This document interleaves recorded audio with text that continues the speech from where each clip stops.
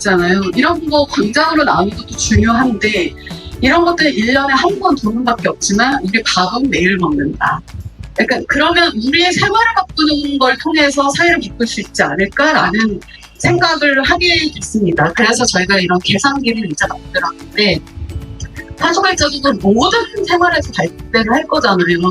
저희가 한 달 살기 하면서 보니까 그러면 샴푸, 펌핑 한 번에 몇 그램이 배출되나요? 이런 질문을 저희가 계산을 했어요. 근데 이런 걸 하다 보니까 너무 축이 길어지는 거예요. 그래서 오히려 압박감은 높아지는데 감축은 또 안 돼.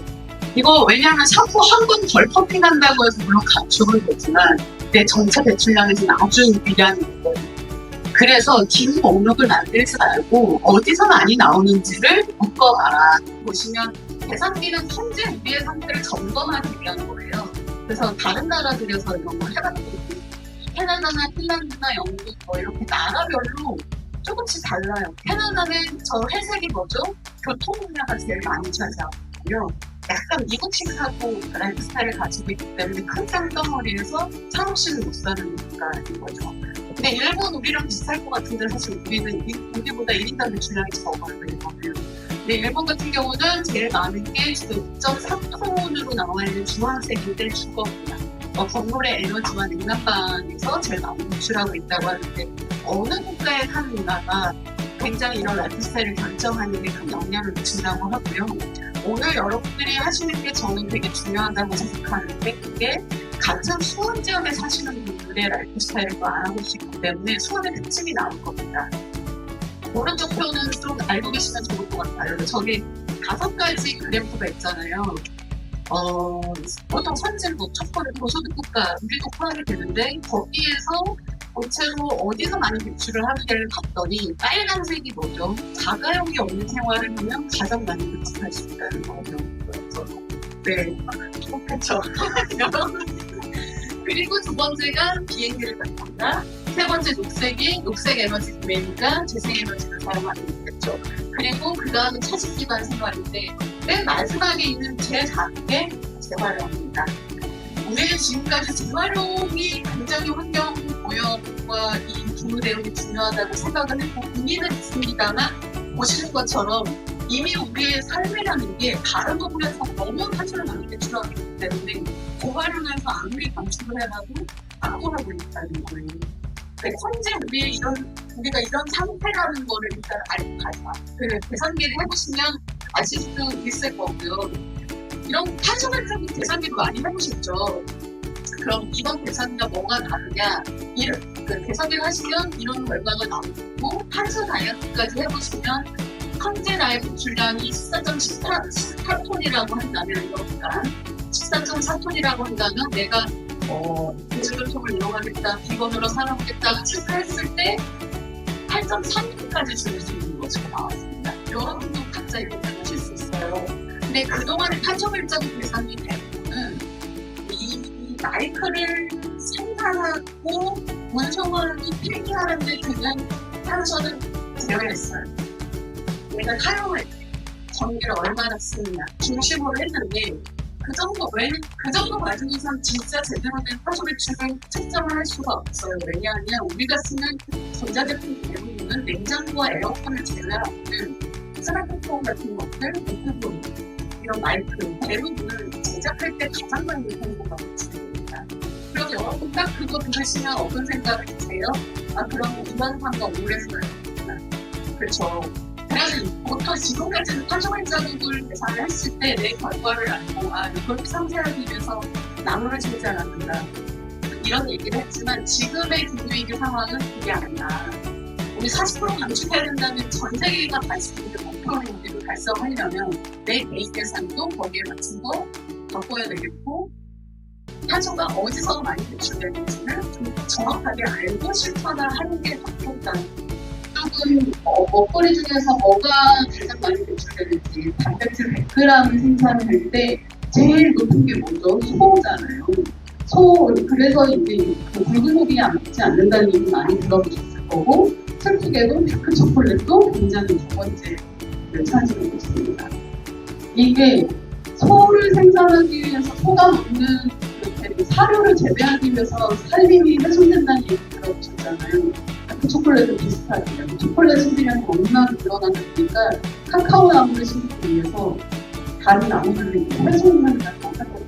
그리고 그 과정에서 우리도 굉장히 많이 소비가 되고, 교통수단도 요즘 좀 전기차에 대한 논란이 있잖아요. 배터리 화재 때문에. 새로운 기술이 들어올 때 이런 갈등 상황은 어쩔 수 없을 것 같습니다. 근데 여전히 약간 논란은 있어요. 그럼 전기차가 정말 내연기관차보다 휘발유차보다 적게 배출하는구나? 근데 우리나라에서는 좀 애매해요. 왜냐하면 우리나라에서 전기차가 지금 전기가 재생에너지로 만들어지는 게 아니기 때문에 좀 애매하지만 그래도 전반적으로 봤을 때는 전기차가 내연차보다는 조금 덜 배출한다. 근데 가장 적은 건 뭘까요? 첫 번째, 자전거죠. 그래서 자전거를 우리가 주요 생활을 일터를 자전거를 타고 갈 수 있다면 나도 모르게 그냥 나의 생활이 조금 바뀌는 것 덕분에 탄소 배출을 줄일 수 있다는 거예요. 그리고 저희 계산기 항목 중에 가장 많이 하시는 게 외식과 배달을 일주일에 몇 번 하나요? 이런 질문이 있는데 외식과 배달은 구분을 해달라. 왜냐하면 외식은 그쵸, 가서 먹는 거고, 그리고 외식은 직장인들 같은 경우는 도시락까지는 못 사겠는데 그거 외식 어쩌란 말이냐. 근데 배달은 안 해요. 외식과 배달을 구분해주세요 이런 분들이 많은데 약간 저희가 문항을 좀 간단하게 하려고 묶었습니다만 그런 통계가 있습니다. 외식은 대체로 외식을 많이 먹는 메뉴가 삼겹살, 피자 이런 메뉴잖아요. 그래서 평균적으로 봤을 때 집밥보다는 많이 배출을 한다는 얘기가 있어요. 물론 그래서 나는 맨날 콩국수만 먹는데 외식으로 이렇게 막 항의하시는 분들이 있긴 하지만 이게 평균적으로 그렇다는 거고, 지난번에 그 의류 가족과 많이 들었다고 들었는데 비슷한 얘기 들으셨을 거예요. 외국의 어느 연구소에서 그 한국을 대상으로 이런 결과가 있는데 우리나라 한국 사람들이 1.5도 라이프 스타일을 우리가 1.5도를 넘지 않기 위한 생활을 한다면 1년에 옷을 몇 벌을 사야 할까요? 몇 벌까지 살 수 있을까요? 3벌? 아, 네. 1년에 5번. 5번, 그렇죠. 네, 속옷이나 그 신발 빼고 그냥 일반적인 옷을 했을 때 1년에 5벌 이상을 사면 안 되고요. 근데 한국이 지금 의류 분야에 현재 배출량이 거의 한 전 세계 5위 정도. 패스트 패션 얘기를 지난번에 들으셨겠지만 굉장히 심각하다고 해요. 할 수 있는 것들은 모든 토론에서 의견을 주셔도 더 좋을 것 같습니다. 근데 줄이실 때 이렇게 고민해 보시면 좋아요. 절대량을 자체를 줄이는 방식이 있어요. 그리고 효율성을 높이는 방식이 있고, 아니면 아예 다른 방법을 찾아서 대체 방법으로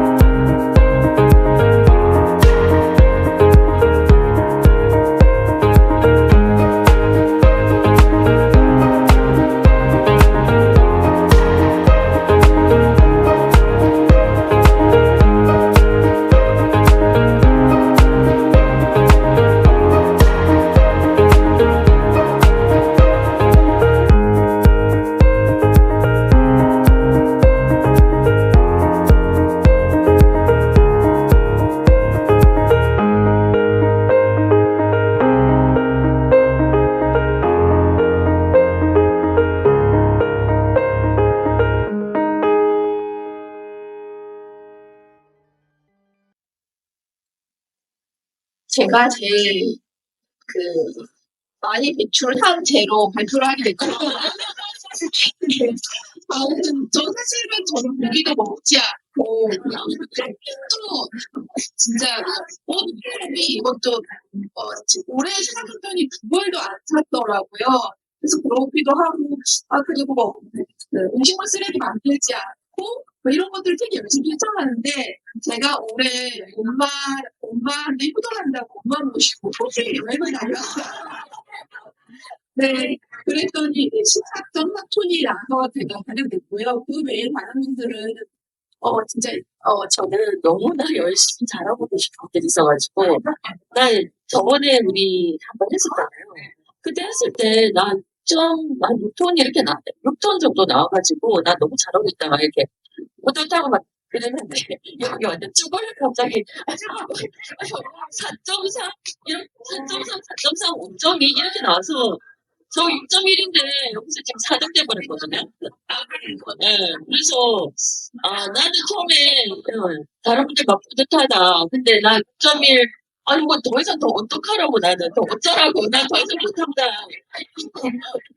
그런데 되게 너무 이렇게 주신 분들이 많이 네, 약조 보고 진짜 깜짝 놀랐어요. 저희는 제일 낮은 불 실명제로 했습니다. 그냥 얘가 안 썼어요. 제일 낮은 불은 승환님 6.6톤이시고요. 죄송해요. 5.4톤이세요. 주거에서 가장 많이 나왔는데 그 이유가 아무래도 오래된 아파트고 평수가 넓어가지고 많이 나오신 것 같은데 아직도 에어컨이 없으시대요. 올해까지도. 그래서 내년까지도 에어컨 없이 살기가 목표라고 하셨고요. 그리고 여기 또 원진 선생님 6.8톤 이게 높은 게 아닌데 저희 저에서 또 높게 느껴지더라고요. 근데 본인은 놀랍게도 낮았다 저희가 최고를 찍었습니다. 사실 저희도 제일 많이 배출한 분이 나와서 발표하고 싶었으나 너무 부끄러워가지고 안 나오셨어요. 네, 저희 최고치가 어떻게 25.2톤. 네, 이제 남미 2달간. 이 평소 같으면 이게 얼마나 부러울 일이에요. 네, 부러워요. 한없이 부러워하시고 있고. 그 외에는 이제 보통 역시 해외여행이라든가 여기 가장 많이 나왔고 저 같은 경우는 17평은 제가 혼자 독점하고 살고 있는 이 중고등부들도 많이 나온 상황인 것 같아요. 그래서 그래서 이 느낌들이 되게 여전히 부럽다. 네, 딴 데 가서 잘하는 딴 데 없을 것 같아서 11만이라도 좀 해보면 어떻겠냐. 사실은 운영진에서 얘기가 있어요. 이제 일단은 잠깐 얘기하겠지만 10일 동안만 저희가 할 수 있는 그러기만 많이 대부분 참여해 주셨으면 좋겠다는 생각이고요. 10일 동안 어떻게 할 것이냐. 너무 복잡하게 하지 말고 좀 심플하면서도 지금 하는 매출량을 체크하고 여름 후에 하는 매출량을 체크하는데 그 안에서 우리가 뭘 줄여야 될지를 생각하고 직접 공략을 해보자. 그리고 공동에 의해서 우리가 제안할 수 있는 것들을 모아보자. 왜냐면 9월 말일에 저희가 시의회에 좀 이런 것을 가지고 이렇게 해서 저희가 진행해 왔고 화이팅! 기회성 마을 화이팅! 성이 있으시네. 하나, 둘, 셋, 기회성 마을 화이팅!